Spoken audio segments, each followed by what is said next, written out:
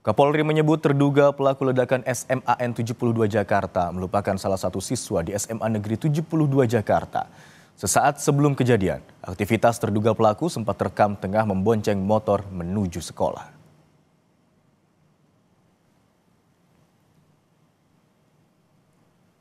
Inilah visual tangkapan gambar dari rekaman CCTV di sekitar tempat tinggal terduga pelaku.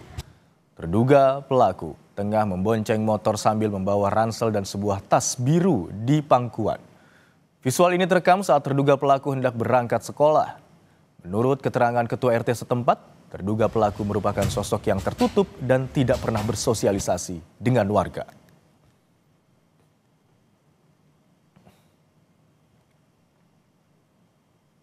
Di sana sudah mulai di kamar, jarang keluar rumah, jarang bergaul. Iya, ada komunitas hampir setiap hari ada kegiatan, tapi tidak ada pernah join di sini bermain sama-sama anak ini, nggak pernah. Kapolri Jenderal Listio Sigit Prabowo menyebut terduga pelaku peledakan di SMAN 72 Jakarta sudah diketahui dan merupakan salah satu yang terluka dalam ledakan. Polisi yang menggeledah rumah terduga pelaku menemukan barang bukti berupa serbuk yang kini masih didalami oleh tim Puslap 4 Polri.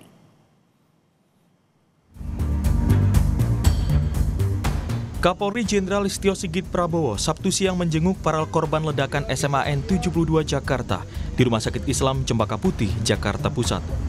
Kapolri menyebut terduga pelaku peledakan di SMAN 72 Jakarta sudah diketahui dan merupakan salah satu yang terluka dalam ledakan.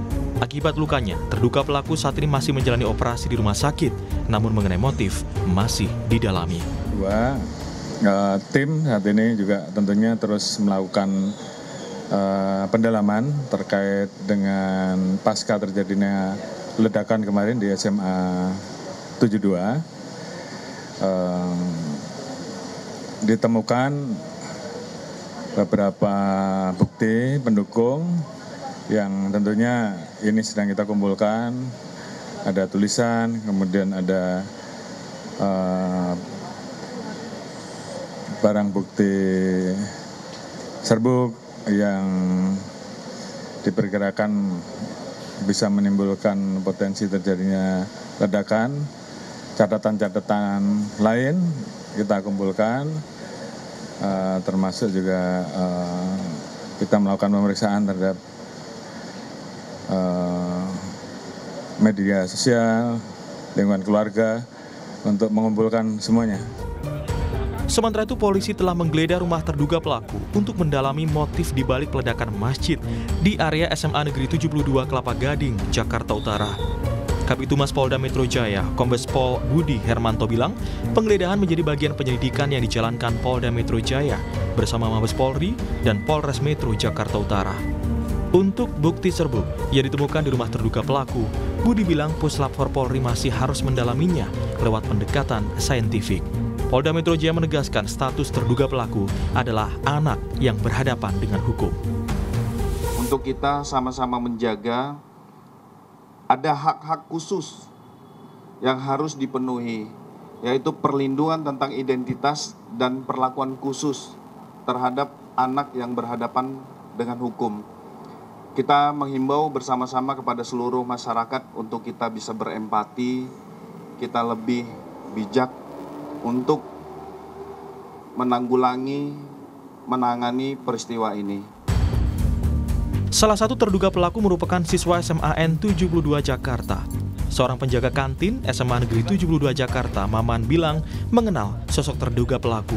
Seringkali terduga pelaku membeli makanan dari kantin milik Maman. Maman juga menyebut terduga pelaku adalah sosok yang pendiam dan serius. Kalau Bapak melihatnya kalau datang ke kantin itu pendiam. Kalau pesan makanan serius banget, misalnya nggak banyak itu cuma Pak pesan mie ayam. Menyendiri ya Pak? Iya, kadang-kadang ya kalau sendiri, kadang-kadang berdua.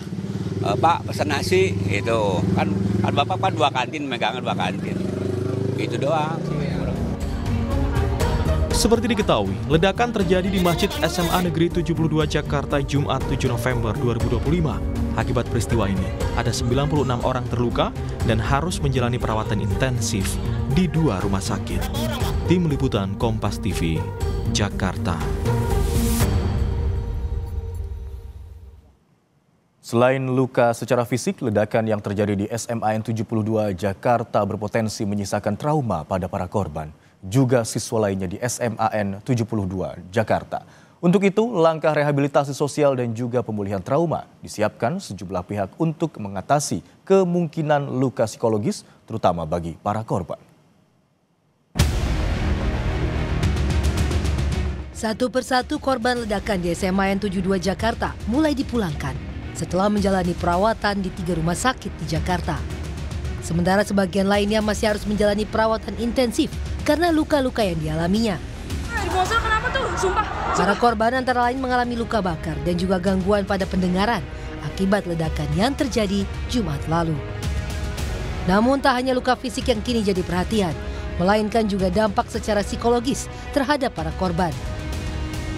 Menyikapi hal itu, Menteri Sosial Saifullah Yusuf memastikan akan memberi bantuan rehabilitasi sosial maupun pendampingan pada para korban. Dari Kementerian Sosial dengan indeks yang kami miliki tentu kita akan bantu, tetapi kita akan teruskan nanti pendampingan setelah berada di rumah. Baik itu dalam bentuk trauma healing maupun rehabilitasi sosial dan pemberdayaan. Kondisinya kayak gimana tuh?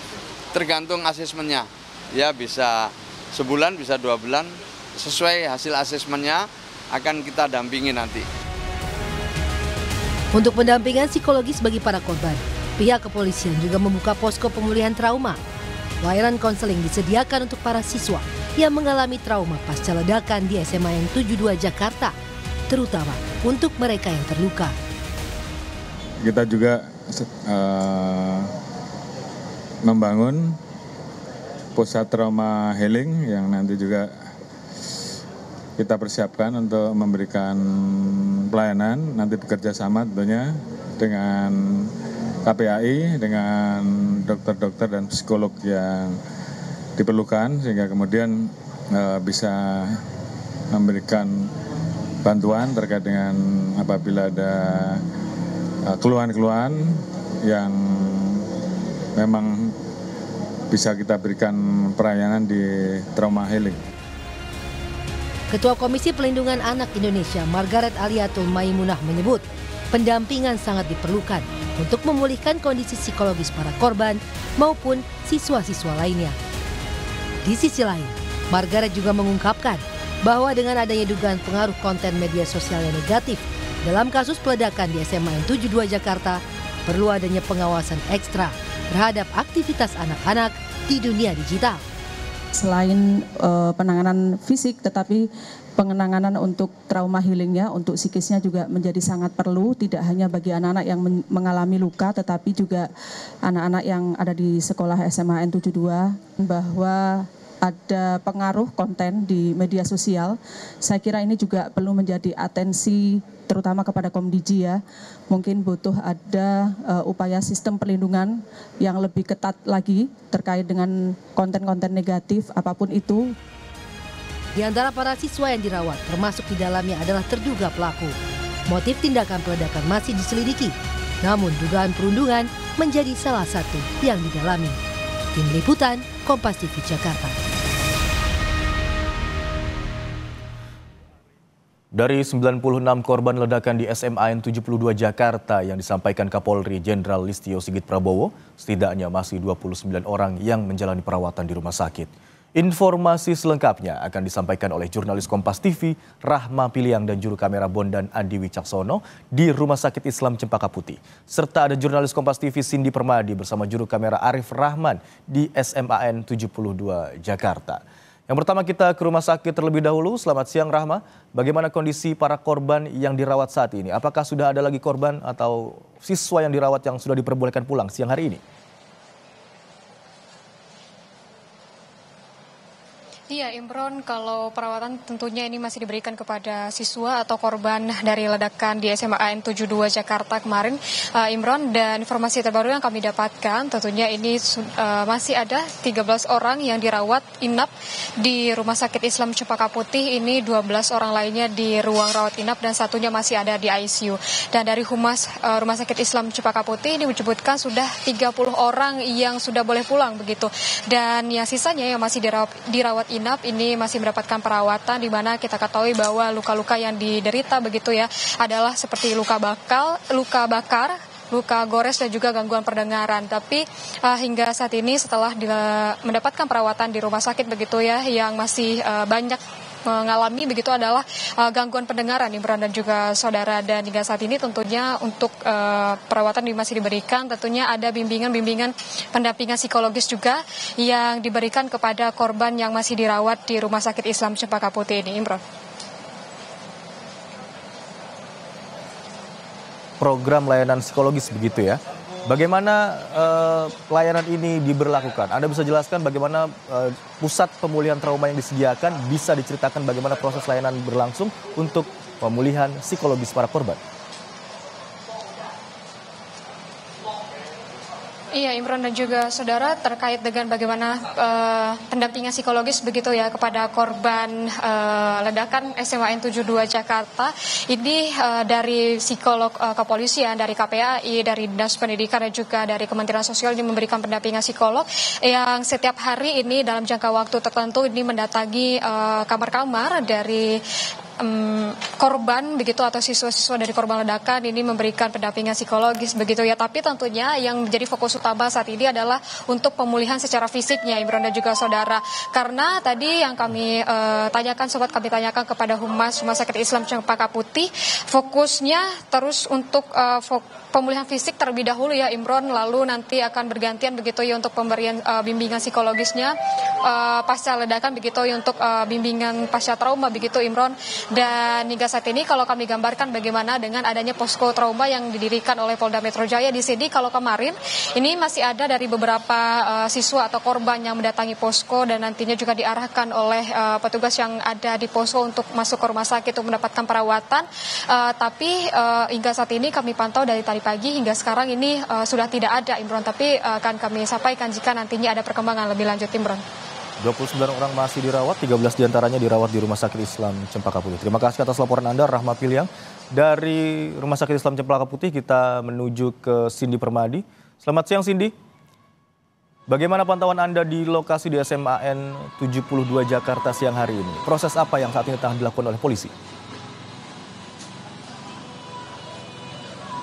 Ya, Imron, masih dijaga ketat untuk akses yang bisa masuk ke dalam area SMAN 72 Jakarta. Tadi sempat dijaga oleh TNI AL untuk di area depan. Kemudian untuk siapapun yang mau masuk ditanya terlebih dahulu dari mana dan apa kebutuhannya. Di dalam kemudian masih ada pos lagi yang dijaga oleh polisi dan TNI AL untuk ada buku tamu di sana. Nah, kalau dari beberapa orang yang kami lihat mondar-mandir keluar masuk dari sekitar pukul 9 pagi, dan tadi sudah dikonfirmasi langsung oleh Menteri PPPA dan Ketua KPAI melalui pesan singkat kepada Kompas TV yang sedang berlangsung di dalam hari ini adalah rapat antara kepala sekolah atau perwakilan SMAN 72 Jakarta, ada pemerintah pusat yang diwakili oleh Kementerian PPPA, Kemendikdasmen, dari pemerintah daerah, ada dari dinas-dinas terkait. Kemudian yang dibahas salah satunya adalah soal kapan kegiatan belajar mengajar di SMAN 72 ini bisa berlangsung kembali. Kalau sebelumnya atau kemarin Menteri PPPA ketika mengunjungi SMAN 72 bilang ya harapannya hari Senin atau besok kegiatan belajar mengajar ini bisa dilakukan lagi. Tapi catatannya adalah bagaimana agar kegiatan belajar mengajar itu bisa berjalan aman, nyaman, dan lancar setelah hari Jumat kemarin ada insiden ledakan di area masjid. Nah, soal kapan inilah akan dirembukan oleh pihak-pihak terkait, termasuk juga apabila memang akan dilakukan dalam waktu dekat, Senin misalnya, atau besok, atau kapanpun nanti keputusannya, akan disesuaikan juga dengan kondisi psikologis dari tidak hanya korban atau siswa yang menjadi korban langsung, tapi seluruh siswa SMA N 72, guru-gurunya juga, dan orang tua siswanya juga. Nah, jadi nanti akan ditemukan seperti apa skema atau pola yang paling tepat agar tidak memicu adanya trauma lanjutan bagi siswa. Kemudian Menteri PPPA juga sempat mengapresiasi polisi karena sudah memperbaiki beberapa bagian masjid yang rusak yang menjadi TKP, karena dikhawatirkan apabila tidak segera diperbaiki, ini bisa menimbulkan trauma lagi atau mengingatkan akan trauma yang terjadi pada hari Jumat kemarin. Nah, kalau yang terjadi di dalam juga, ini karena aksesnya betul-betul dibatasi, Imron dan juga saudara, tidak banyak yang bisa kami lihat. Tapi ada yang bilang, ada informasi kalau masjid menjadi tempat TKP itu masih dipasangi garis polisi, artinya masih steril. Pemeriksaan lebih lanjut ini yang masih difokuskan juga oleh polisi untuk merangkai konstruksi perkaranya, Imron. Hingga saat ini penjagaan ketat masih diberlakukan di sekitar atau lokasi SMA N 72 Jakarta. Sementara itu proses yang tengah dilakukan saat ini adalah rapat antara perwakilan sekolah dengan sejumlah pihak terkait, termasuk untuk menentukan kapan proses belajar akan kembali dilakukan. Terima kasih atas laporan Anda, jurnalis Kompas TV, Sidi Permadi dan juru kamera Arif Rahman, serta sebelumnya ada Rahma Piliang dan juru kamera Bondan Adi Wicaksono dari Rumah Sakit Islam Cempaka Putih, Jakarta.